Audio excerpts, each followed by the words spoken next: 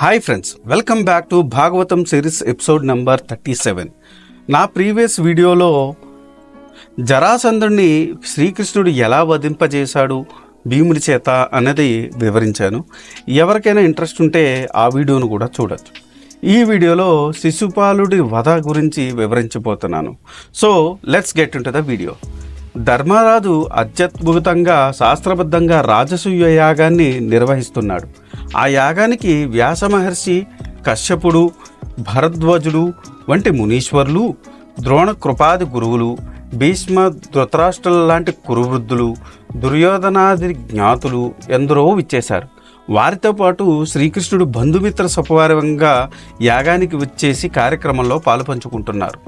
ఇవి మహాయాగానికి వివిధ ప్రాంతాల నుంచి వచ్చిన రాజులు తెచ్చే కానుకల్ని స్వీకరించడానికి దుర్యోధనుణ్ణి, యాచకులకు దాన ధర్మాలు చేసే పనికి కర్ణుణ్ణి, వంటలు పర్యవేక్షించే బాధ్యతను భీముడికి, వచ్చిన అతిథుల్ని సత్కరించే బాధ్యతను అర్జునుడికి, యజ్ఞ సామాగ్రి సమకూర్చమని నకులుణ్ణి, బ్రాహ్మణుల్ని, గురువుల్ని, పెద్దల్ని పూజింప చేయడానికి సహదేవుణ్ణి, అందరికీ ముష్టాన్న భోజనం అందేలా చేసే బాధ్యతని ద్రౌపదికి అప్పగించారు ధర్మరాజు.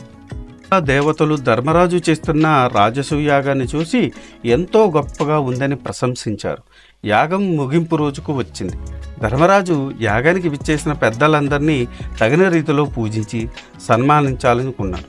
అయితే అందరిలో అగ్రపూజ ఎవరికి చేయాలి అనే సందేహం వచ్చింది. అందరూ తలో రకంగా సలహాలు ఇచ్చారు. చివరకు సహదేవుడు సభలో పైకి లేచి శ్రీకృష్ణుడు చూపిస్తూ, పరంధాముడైన శ్రీకృష్ణుడికి అగ్రపూజ చేస్తే లోకాలన్నీ సంతోషిస్తాయి. యదువంశ శ్రేష్ఠుడైన శ్రీకృష్ణుడే సభాపులందరికీ గొప్పవాడు. అందువల్ల ఆయనకు అగ్రపూజ అర్హుడు. ఆయన సకల దేవతా స్వరూపుడు. అంతేకాదు, దేశకాల ధనాది వస్తువులన్నీ ఆయనయే. ఈ విశ్వం సకల యజ్ఞాలు కృష్ణుడు స్వరూపాలే. ఆ కృష్ణుడే అగ్నిగా, ఆహుతిగా, మంత్రంగా విలసిల్లుతున్నాడు. సదస్సులారా, శ్రీకృష్ణుడు ఒక్కడే అద్వితీయ పరబ్రహ్మ. సకల జగత్తును ఆయన స్వరూపమే. అంతకీ ఆయనే ఆధారం. సకల ప్రాణుల్లో శ్రీకృష్ణుడు అంతర్యామిగా ఉంటాడు. శాంతి స్వరూపుడు, పరిజ్ఞాన పూరుడు. కనుక అలాంటి కృష్ణుడికే అగ్రపూజ చేయడం సముచితం అన్నాడు. సహదేవుడు మాటలు విని సభార్థులందరూ హర్షధ్వానాలు చేశారు. ధర్మరాజు, అతడి సోదరుల పరివారం ఎంతో భక్తిగా శ్రీకృష్ణుని అగ్రపూజ చేయడం ప్రారంభించారు.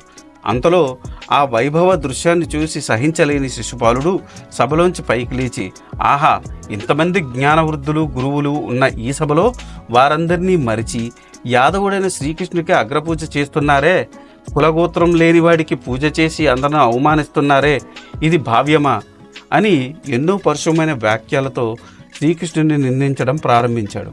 అందరూ అతడి మాటలకు ఆశ్చర్యపోతున్నారు. శ్రీకృష్ణుడు చిద్విలాసంగా నవ్వుతూ చూస్తున్నాడు.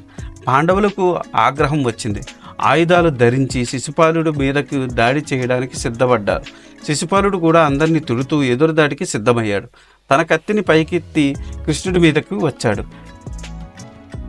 ఇక సమయం ఆసన్నమైందని తలిచిన శ్రీకృష్ణుడు వెంటనే చక్రాయుధాన్ని ప్రయోగించి శిశుపాలుడి తలని నరికేశాడు. ఒక్కసారిగా శిశుపాలుడి శరీరం నేల కొరిగింది. అతడి శరీరంలో నుంచి దివ్య తేజస్సు బయటకు వచ్చి శ్రీకృష్ణులో కలిసిపోయింది.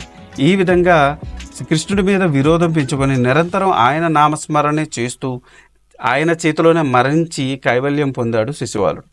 ఇది ఈనాటి వీడియో. మరిన్ని ఇంట్రెస్టింగ్ వీడియోస్ కోసం మీరు చేయాల్సిందల్లా మా ఛానల్ సబ్స్క్రైబ్ చేసుకుని బెల్ నోటిఫికేషన్ ఆన్ చేసుకొని పెట్టుకోండి. ఈ వీడియో కనుక మీకు నచ్చితే do like, share and subscribe. Thanks for watching. జై సనాతన ధర్మం.